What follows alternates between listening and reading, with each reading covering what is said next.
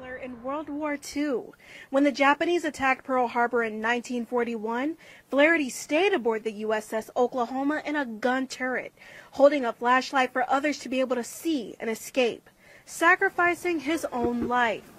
On Saturday, he was laid to rest at the Maple Hill Cemetery in Charlotte. To be able to bring his remains back to his hometown after 80 years, almost 80 years, was an honor on the family's part. Flaherty's nephew, John Flaherty, and his wife, Sharon, were at the funeral. They were emotional at the amount of support. Watching everything and everybody just so much love out there. And as you notice, the streets were lined with Charlotte citizens and as the procession came into the cemetery.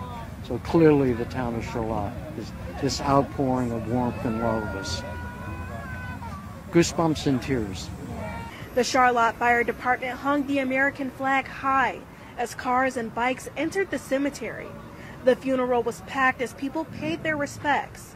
A World War II veteran was also in attendance. It's something that I can relate to in a way, even though I was Army, because we were attacked as well as the Pearl Harbor shipping on December 7th. Elfring is 99 years old and was proud to be showing support for Flaherty. I just felt that I was being honored to attend the occasion. Francis Charles Flaherty was an officer in the United States Naval Reserve and a recipient of America's highest military decoration, the Medal of Honor.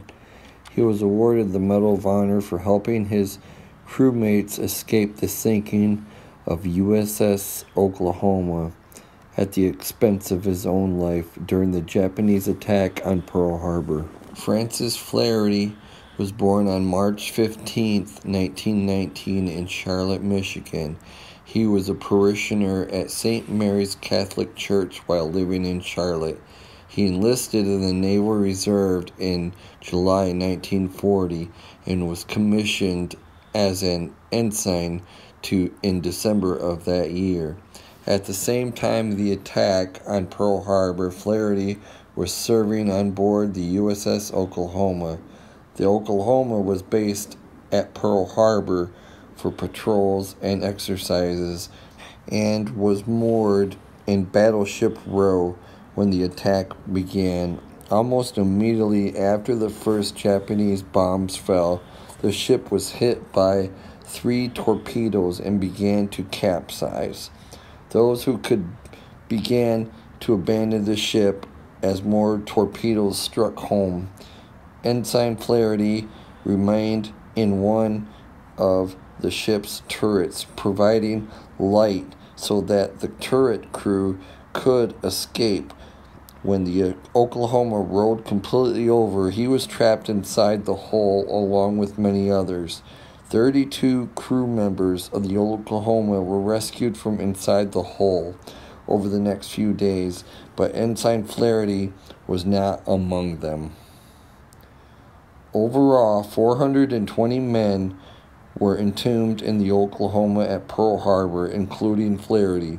The ship was raised from salvage in 1943, and the remains inside were eventually interred in mass graves marked unknowns at the National Memorial Cemetery of the Pacific in Honolulu, Hawaii. Flaherty's name is inscribed in the courts of the missing at the National Memorial Cemetery of the Pacific, and a memorial headstone was placed in Maple Hill Cemetery in his hometown of Charlotte, Michigan.